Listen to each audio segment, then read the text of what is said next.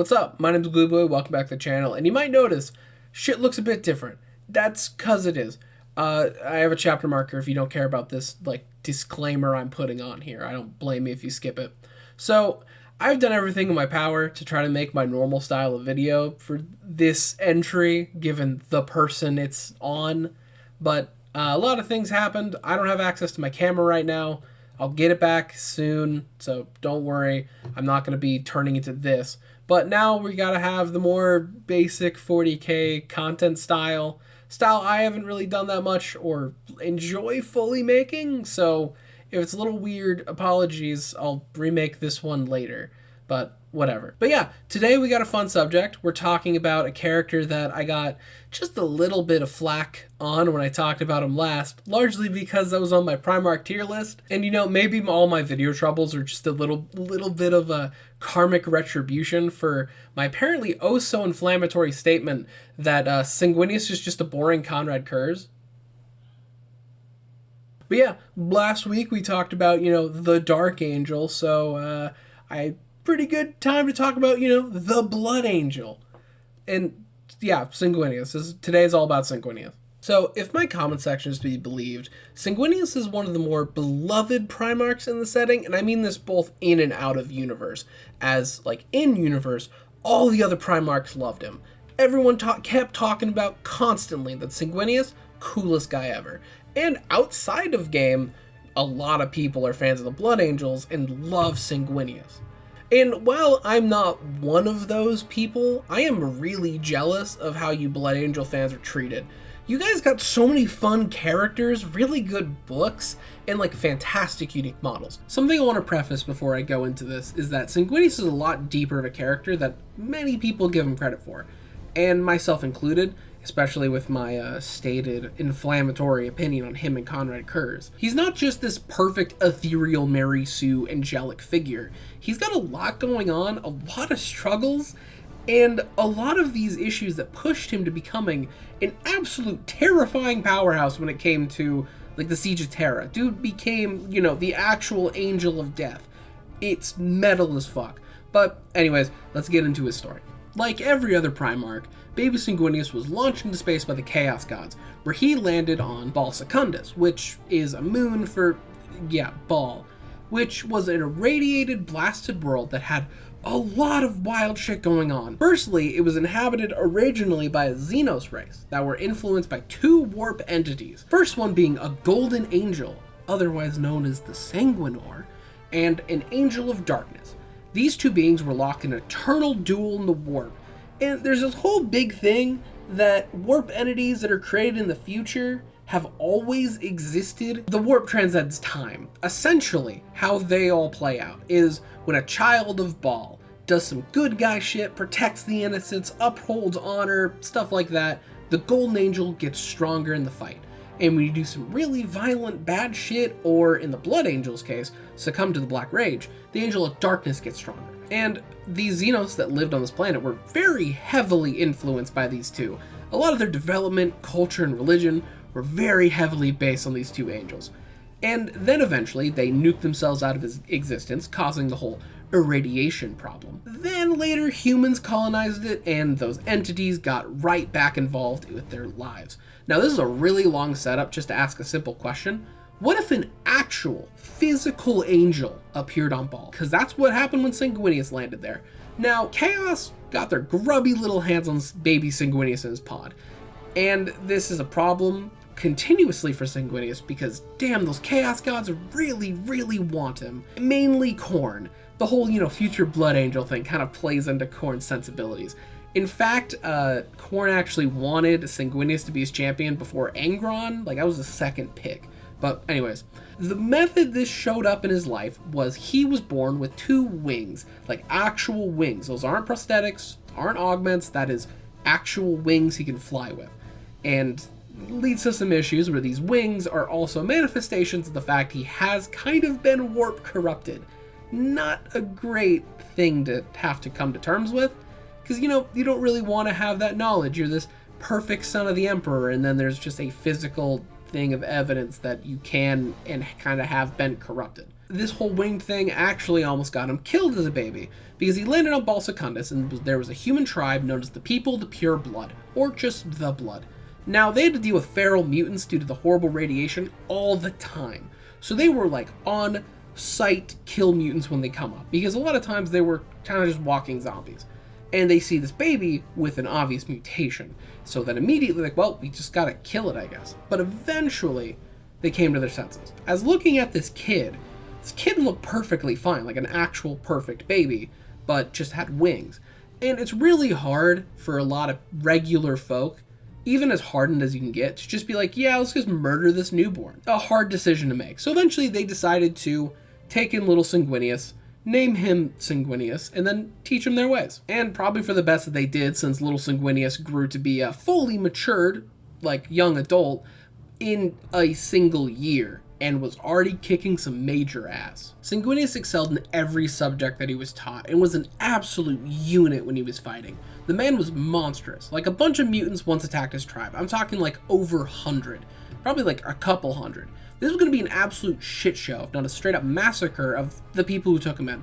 So Sanguinius got real mad. His friends and family were under direct threat, which led him to fall into a massive blood rage. Not literally, but he killed them all single-handedly, which snowballed as Sanguinius took this momentum and led his tribe to take back Bal Secundus and kind of the rest of Bal from these feral mutants, and finally got rid of all of them, eliminating the threat, like every Primarch does when they conquer their homeworld. The only really negative side effect from this, that Sanguinius was then worshipped as a god. To be honest, I can't completely blame them. It's the same shit as when Big E gets worshipped. If you act like a god, look like a god, and have the powers of a god, people are going to worship you. This was also made worse with the fact that Sanguinius can see the future, kinda like Conrad Kurz, just a bit more adjusted. But this foresight was both a boon and a curse. While on one hand, he could say, go all out in a fight because he saw his future already and knows that he's not going to die in this battle, so he can just go crazy without any care for his personal safety. But this came in handy real quick when the Emperor showed up. He tried to pull an Odin and disguise himself to listen to a speech made by Sanguinius, which, by the way, he's a really good public speaker. He gives a lot of very motivational speeches often. And right after the speech, Sanguinius called him right out because he already had a vision the Emperor was coming and knew who he was, knew all that shit. So immediately agreed, like, hey, I'll join the Imperium, just kind of leave Bal in peace, let them do their thing. Which the Emperor agreed to, kind of an easy decision, and Sanguinius got his legion, and they set off for the stars. Which, during the Great Crusade, Sanguinius made fast friends of a lot of the Primarchs. Like, he's right alongside Horus for being the most beloved by all of his brothers, especially Horus. Because they had a really cool friendship, like, actual brotherly bond that they created, since Sanguinius kind of shacked up with the Luna Wolves for a good while. And they had a whole lot of mutual respect, to the point where Horus fully believed that Sanguinius should have been the War Master, not him. Which then became troublesome because Horus decided to go traitor. And despite his resolve to kill like all of his brothers and the Emperor, he had immense respect still for Sanguinius. As well, a lot of Chaos people, mainly Erebus, kept trying to scheme with him to turn Sanguinius traitor, and Horus shot them all down. And a lot of them kept trying to spin Horus's refusal as like, oh, you're too scared, aren't you, to have another Chaos champion? When in reality, it's just because he knows his brother and knew that he would never in 1,000 years accept Chaos. So he took Erebus' strategy of corn corruption and instead just decided to kill Sanguinius, which leads us to the famous battle of Cygnus Prime. So Cygnus Prime was a massive shit show. A shit show that's headlined by the man, the myth, the legend, Kabanda, the most feared servant of Khorne. Horus sent Sanguinius to the Cygnus Prime system to wipe out some Xenos, but instead there were a bunch of demons waiting there. Largely a Slanesh Greater demon and, yeah, Kabanda. In the battle, Kabanda decided to let the shit drop that Horus went traitor, was gonna kill the Emperor, your most beloved brother is evil, ha ha ha, and they proceed to beat the shit out of each other. This revelation made Sanguinius real upset, so he decided to 1v1 the guy. And he got some good hits in, but Kabanda broke Sanguinius' legs, and then proceeded to pull a real funny move and murder the Blood Angels while Sanguinius was forced to sit and watch. I'm talking like axe sweeps through the hundreds of Space Marines at a time, just ripping them apart, which the psychic impact of all of that death to his sons just like hit Sanguinius like a truck and he got knocked out, full comatose state, which then caused another psychic backlash where the Blood Angels had their Red Thirst awakened. Now, for those of you who don't know, the Red Thirst is essentially what makes a Blood Angel a vampire, and it's something you can kind of control. Normally, you have the refined Blood Angel Space Marine drinking blood out of a chalice or a vial, just pinky up, very polite about it. Instead, when they give in to the Red Thirst, like they did here, they weren't very, cool about it. They reverted back to their old state before Sanguinius, and decided to rip and tear until it was done. Which eventually, Sanguinius was able to wake up, and he kicked Kabanda's ass. That's where we get this image of like, in my head, this event is Sanguinius suplexing Kabanda from orbit, but it's not exactly what it is, but this art goes hard. And he banished Kabanda right back to the warp, and decided from that point he had to go fuck up Horus. So Sanguinius wanted to go right to Terra, but the Astronomicon was missing due to some shenanigans done by Erebus. So instead he made his way to Macragge, since there was a nice little warp signal there. And the same thing happened to the Dark Angels, like I got into last week. There's a whole load of fuckery with this whole event, with Conrad Curse and all that, because this is where we get into Imperium Secundus, which at this point I really should make a video about it. I keep bringing it up. Essentially, Imperium Secundus, for those who don't know, is a contingency plan made by Gilliman, because he had like hundreds of those, where in the case that the Emperor died and the Imperium fell, he could create a new Imperium, this one spearheaded by his brothers, in this specific instance as kind of a tribunal. Sanguinius was going to be the Emperor Regent, like the head statesman, with Lionel Johnson being like the head militarist, like the counterpart to Horus being the War Master. Now, a lot of shit happened here, and a lot of really cool stuff that I can't get into because of time. But the main point for Sanguinius' like the whole story here is that it was around at this point that he started having visions of his death at the hands of Horus. And eventually, they were able to get back to Terra. So these visions started getting a little bit more real and closer to coming true. And this was absolutely wild, because they got to Terra and were able to help with the defenses. Sanguinius went all out. At this point, he's been pushed to his limits multiple times, so he fully realized his Primarch potential. And specifically Sanguinius, because Sanguinius is one of the strongest Primarchs. There's a lot of genetic things making him just super powerful, and he showed that off full force in the Siege of Terra. He stood at the Eternity Gate fighting off hordes and hordes of bullshit, mostly by himself, but still with his Blood Angels. And the Eternity Gate is the last bastion of defense right before you get to the throne room itself. So he stood strong. And in this fight at the Eternity Gate, he even got a rematch with Kabanda, where he absolutely embarrassed him, like ending the fight by ripping Kabanda's wings off and launching him down to Earth, where he got torn apart by those below. And then the traitors decided to, cut their losses and launch Angron into the planet like some sort of very angry missile, where then he dueled Angron. And sick fight. They kept fighting for a good while. Sanguinius gets really good hits in, but Angron is just so like warp charged and angry that he's essentially like Hulk regenerating. Every wound he cuts just get healed right away. So Sanguinius pulled a cool little move. He allowed Angron to impale him and get a perfect hit in where he ripped out his butcher's nails, making Angron's head explode, banishing him to the warp. And from this, he was horribly wounded. Bleeding out and still bleeding, he decided to go to the Vengeful Spirit, the flagship of the traitors and largely Horus, and fight him in a 1v1. Shit didn't work.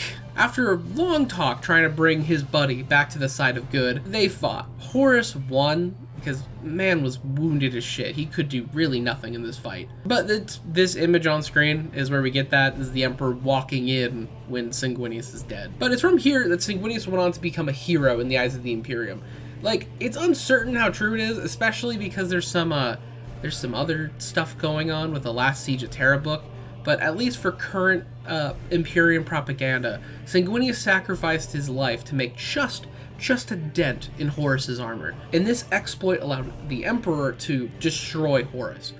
Or, if some theories are to be believed, that the Emperor was the one who had to kill Sanguinius because he fully succumbed to like the Black Rage or the Red Thirst or something and had to be put down. there's something. We'll know when the last Siege of Terra book comes out what actually happened. But yeah, Sanguinius is a revered hero in the Imperium, and in fact, he has a whole holiday honoring his noble sacrifice, Sanguinala, a holiday where lots of people travel far and wide in their pilgrimage to Terra to possibly see a recreation of the event, like a nice performative arts of Sanguinius' noble sacrifice and ascension, which, you know, like maybe a couple thousand get to see because it's packed with billions of people on Terra. But yeah, that's gonna wrap it up. Hopefully by next video, I'm not gonna have to do this format. While this is the common format for most 40k YouTube, it's not my strong suit at all. I don't like not being able to gesticulate around in front of a green screen. So yeah, next week we talk about the Blood Angels. Like, subscribe, join my membership, do that stuff. See ya.